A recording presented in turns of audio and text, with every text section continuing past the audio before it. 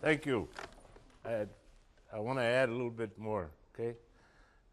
I belong to the United Independent School District family. I'll start from my wife. She was the secretary at Alexander. Unfortunately, last night you all didn't do so well, but you were doing great. My daughter teaches English in United, but my son, Tommy, he teaches here. And he's a science teacher, and he's your junior varsity basketball coach. And my daughter-in-law, Olga, teaches here. So I am part of the UISD family, and I work with UISD in many ways in my profession in the city of Laredo as a director of utilities and water department. But I don't want to go too far into my family. I want to talk to you a little bit about you and how some things relate between you and me when I was your age, okay? Once upon a time, I was a junior, I was a senior. I don't have any sophomores, do I? Or do I? Aha! Sophomores, two of us. We all are a basic team, right? Especially the seniors, because you're already leaving. Seniors always think they're kings or queens, right? Because you're at the top of it all. And that's understandable. You've gone a long way. I want to talk to you about success. What is success? Or what it is to be successful? Is it a degree of measure of succeeding? A favorable or desired outcome? The attainment of wealth? Favor or eminence? Do you think that wealthy people are happy? You would think so, right? Because they got a lot of cash? No, they're not that happy. Sometimes they can't sleep. Other people that are high in politics aren't happy either because they're always afraid somebody's going to grab them and beat them, okay? So what is success? How do we become successful? It starts with you. You have to learn how to do your very best on anything that you do. No seconds, no. You have to do your very best. Even if you didn't do it right, at least you could say, I did my best. You have to learn how to listen. You have to learn to remember people's names. That's my biggest fault. I can remember faces, but I can't remember names. But that's one of the things you have to do. There's some people that can remember names, even if I haven't seen them in 5 years, okay? They're very special people in my book. When is the time to start? The time to start is right now. Yes, the time is right now because you need to start somewhere. What path do you take? Now that's something that you have to think about. How am I going to get there? It's like a road. Your life is like a road. You know, you're going to take Interstate 35, or you're going to take an exit, or you're going to get off on Matamoros Street. You don't know. It's hard to tell at your age what you want to do, but you can plan for it. So you know, where do you start? Means you have to make a plan. The first thing you have to do is to want to decide what do you want to be after you graduate from high school. Okay? Do you want to go to university and get a degree?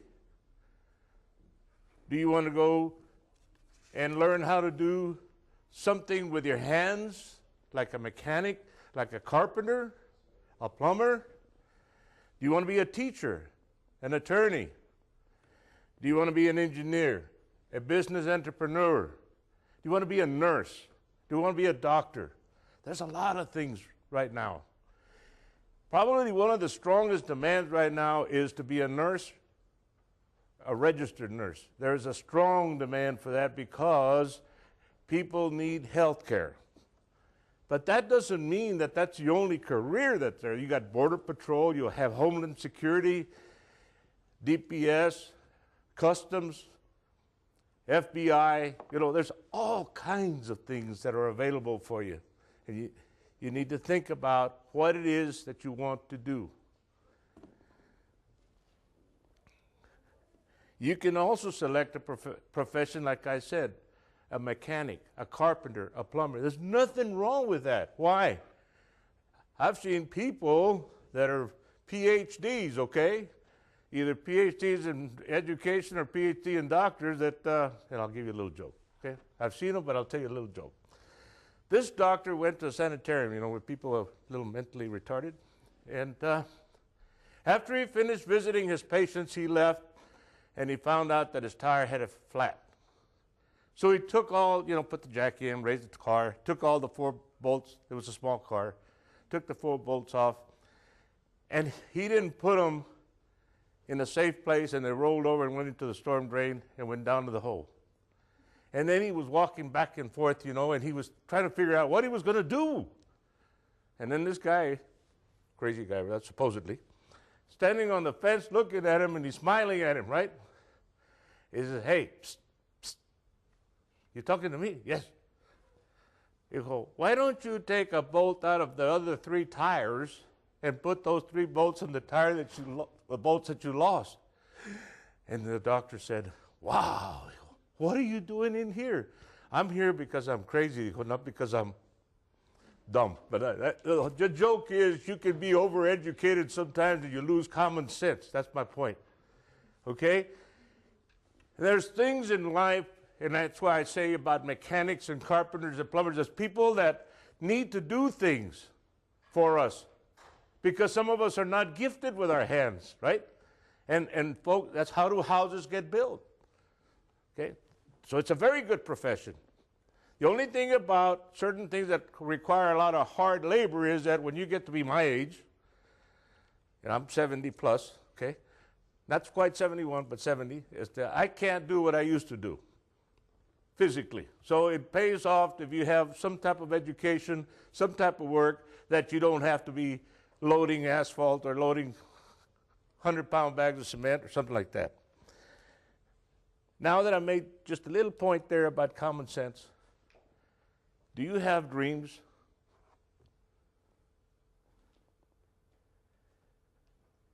What kind of dreams do you have?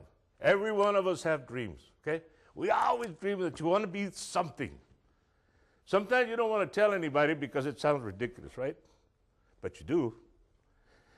So if you have those dreams, you got to look at them, the good ones. Then there's in life when you sleep and you have bad dreams. And why I mention that? You have bad dreams because that's part of life. And the point that I'm trying to make is when you have a bad dream, you have to turn it into a good one. You can, in life, not everything is easy. And you know that in school. Not everything is easy. So if you have a bad dream, you have to turn around like part of the life and say, hey, how can I make it good? Or you put it on the side on the shelf so it doesn't affect you. So you look at the good dreams and capitalize on the good dreams to make you a positive person. Do you know what you want to be when you're 21? If you don't worry. I didn't either. All I wanted to be was a Marine. I wanted to be a DI. I didn't want to go to school. Maybe not. I wanted to finish high school, but I didn't want to do anything else. But the old man, my dad, said, nope, that's not acceptable. Well, he and I went through this about 3 years until I was a senior. 10 days before graduation, okay? Still trying to figure out what I was going to do. So I'm driving down Clark Boulevard with my dad, and back in those days, they just finished Clark Boulevard. They were just starting Interstate 35. Can you imagine that? But that was in 1960. That's a few years ago. And I said, who's doing that? What is that? He goes, that's a bridge, you dumb. And he almost slapped me, right? Because I didn't know the difference between a bridge and... Well, and I said, okay, so who does bridges? A civil engineer. That's what I'm going to be, Dad. boy, he was like, put a smile on his face, and he said, boy, I got the old man off my back. He said, but now what do you do? Now he said I would be a civil engineer. Now, how do I get there, right? Well, you know, as we all have, is parties, right? Especially when you're seniors, before graduation. Well, I went to a party, and I went to see this, and I saw this guy, and I says, hey, I understand you just got back from A&M, and you were in the Corps of Cadets. And he said, yeah, Tommy, it's too hard. You can't make it. That's all I need to do. Somebody to challenge me that I couldn't make it, right? And that's the same challenge that I do give to you. You've got to feel very proud of yourself. You have to look positive, and there's nothing in this world that you can't do. Okay? And those are big words. There might be something, right? You might not be able to climb Mount Everest. You might not be able to fly by yourself. But there's a way to get there, okay? There is a way to get there. Well, anyhow, I decided, I said, okay, now I'm doing this. Now how do I get there? Because I had not made an application for A&M. You know, as I was walking in this morning, I was hearing, and students, you know, you have to make an application for scholarships for A&M or scholarships for the Texas University.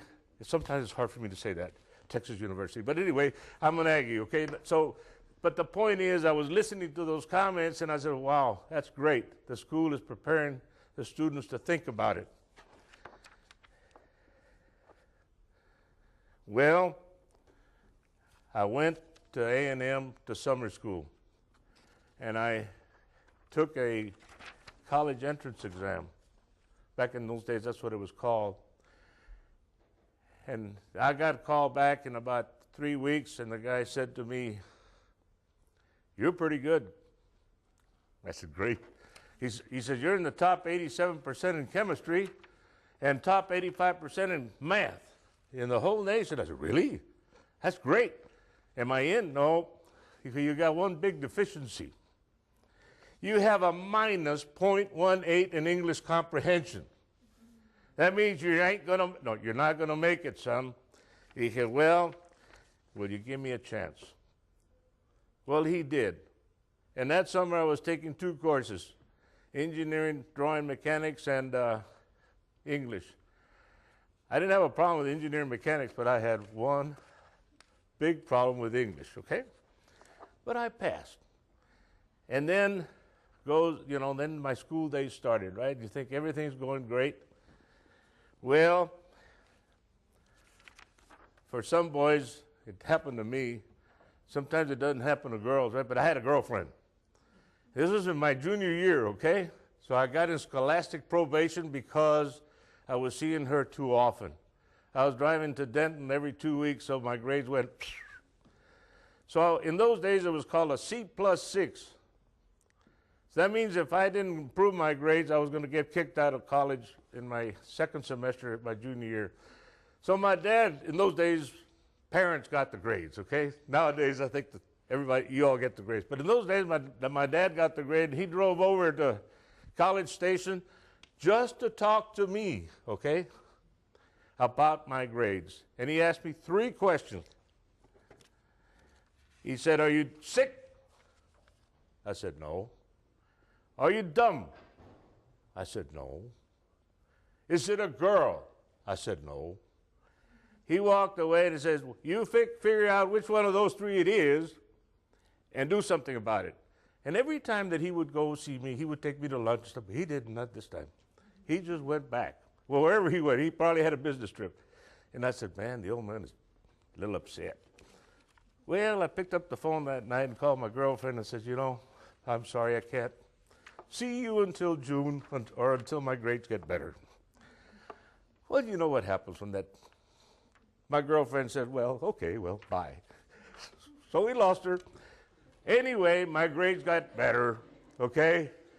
I started getting B's and A's, and then 2 weeks before graduation, you think everything's fine, right? Like I'm telling you, life has its little bumps.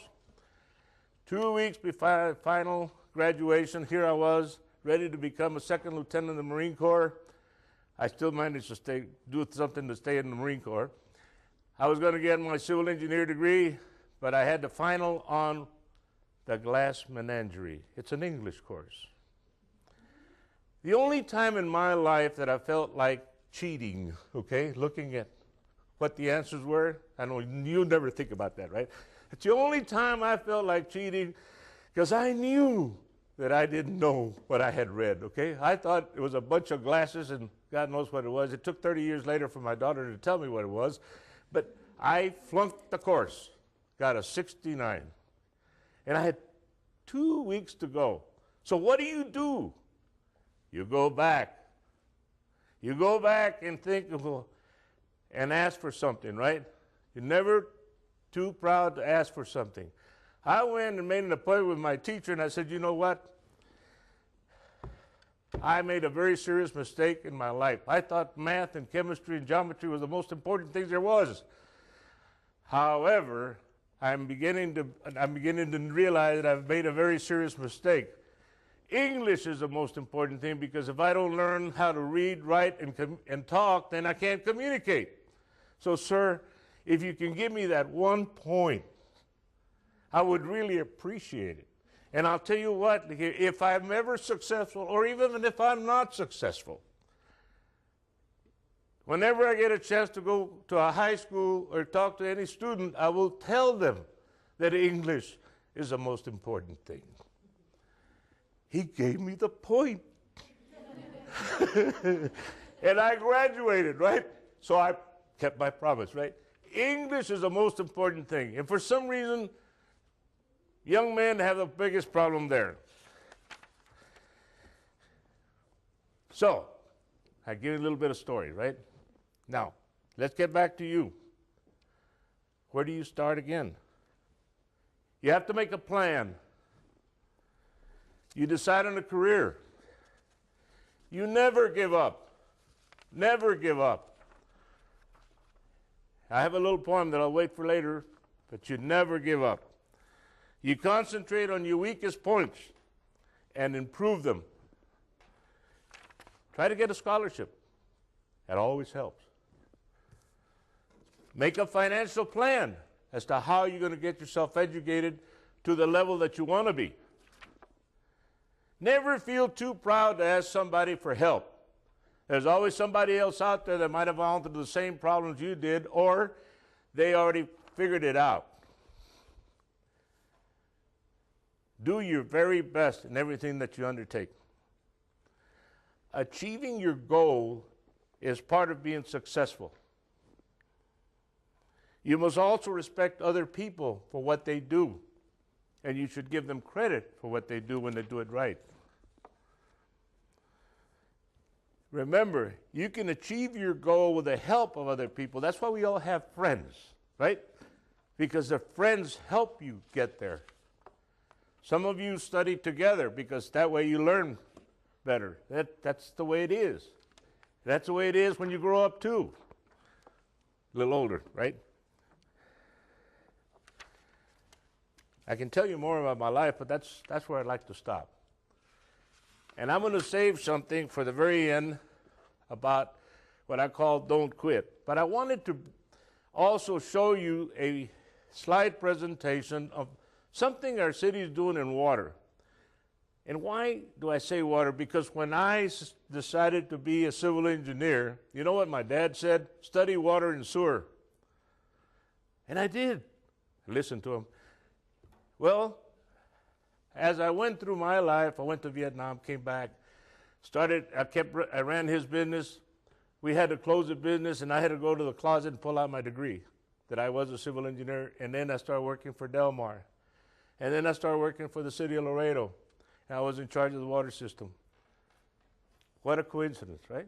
It just, but see, sometimes you have to listen to people. Remember I said listen. But when we're 18 years old or 16, our parents aren't that smart. They're not smart. But they get smarter when you get 21, okay? All of a sudden they really get smart. It's the truth. I did the same thing. Anyway, that's important. So what I'd like to do right now is show you some of the things. Let's see if this thing works. There we go. We just had a meeting last Friday, and that was on How to preserve our waters of the Rio Grande. San Antonio wants to put some wells over there by Lake Amistad, which is close to Del Rio. And we, the city, got together and put everybody from Del Rio to Brownsville, and we had a one big meeting to see how we could plan this thing. I'd like to show you some pictures on how and why. You know, we deal with surface water. Surface water is what flows on top of the ground, like the Rio Grande. But there is groundwater, and that's what we call here, water that's underneath the dirt. Okay, you know, might have it at 600 feet, might have it at 1,500 feet. There's a lot of people like San Antonio that put wells and they pull water out of there, okay? But they have an advantage in the San Antonio because they have caverns, a lot of limestone, big voids, so they can put a pump there and actually pull out 5,000 gallons a minute.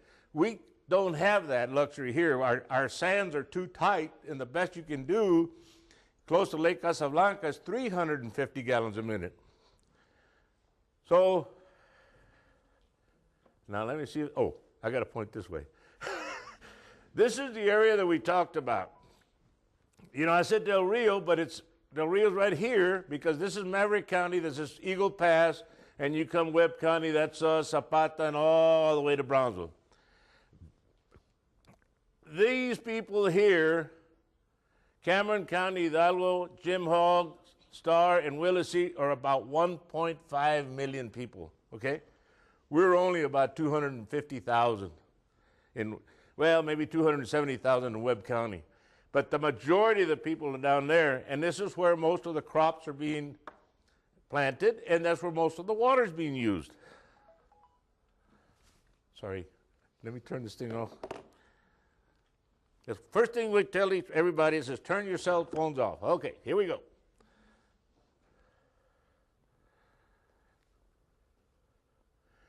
Now, I was mentioning water. This is Amistad up here, and you get water that comes from the Rio Conchos.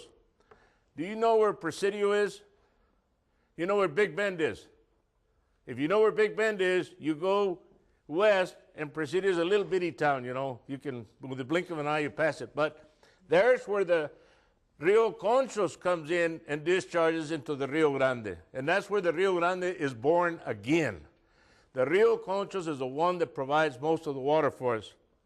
Because between Presidio and El Paso, the Rio Grande is dry. It doesn't flow. The Rio Grande actually starts in Colorado. It goes from Colorado to Santa Fe, Albuquerque, El Paso, and then at El Paso, it dries up after El Paso. El Paso uses all of it. Okay. So I wanted to show you this picture so that you would get a bird's eye view, and this other water here is the Pecos River.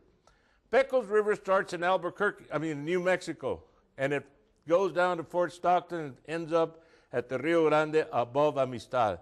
We also get water from the Pecos. We have another river called the Devil's River right there.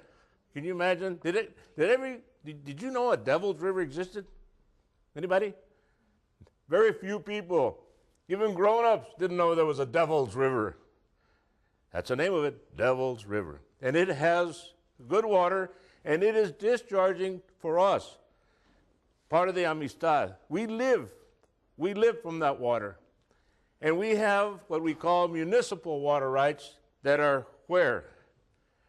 Right there at Amistad. And what's so special about municipal water rights?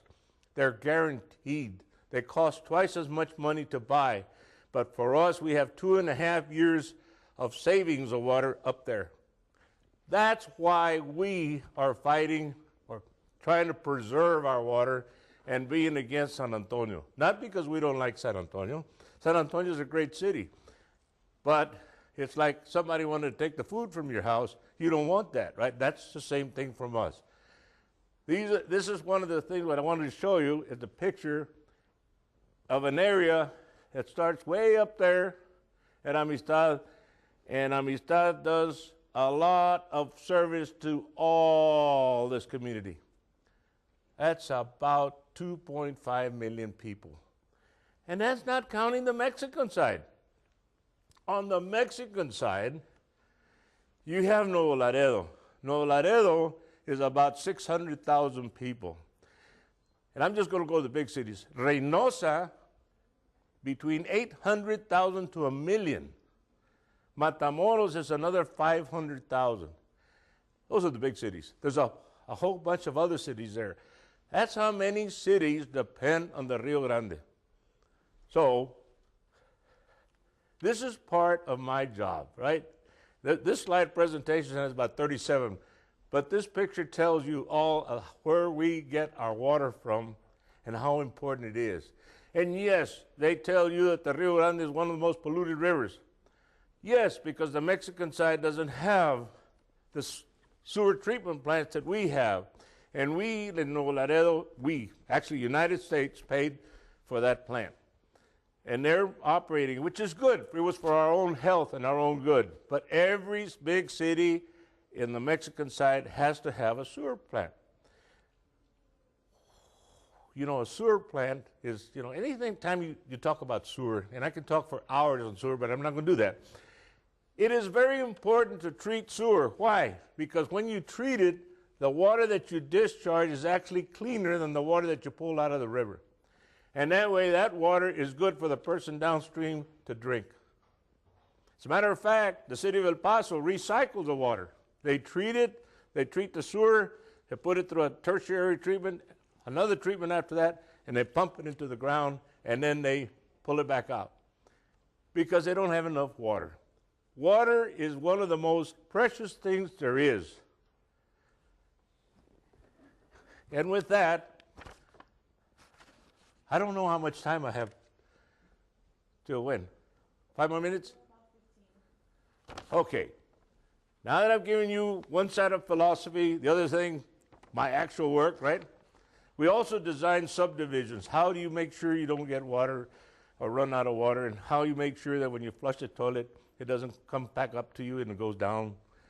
You know, like when we put the United South High School elevated tank, many years ago. But by 1992, I think it was. We were thinking of this area. This area back then didn't have that many homes. And now look at that, right? We even built another tank, Cuatro Vientos. This area is going to blossom. And it's going to continue to grow, just like the north. And it's going to be a very good thing for our city. I have a few words to end my talk. Don't quit. When things go wrong, as they sometimes will, when the load you're trudging seems all uphill, when the funds are low and the debts are high, and you want to smile, but you have to sigh. When care is pressing you down a bit, rest if you must, but don't you quit. Life is queer with its twists and turns, as every one of us sometimes learns. And many a failure turns about when he might have won had he stuck it out. Don't give up. The pace seems slow. You may succeed with another blow. Success is failure turned inside out. The silver tint of clouds of doubt, and you never can tell how close you are. It may be near when it seems so far. So stick to the fight when you're hardest hit. It's when things seem worse that you must not quit. Thank you.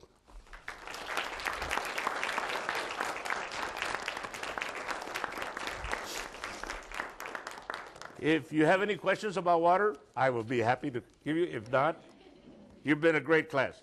Thank you very much, okay?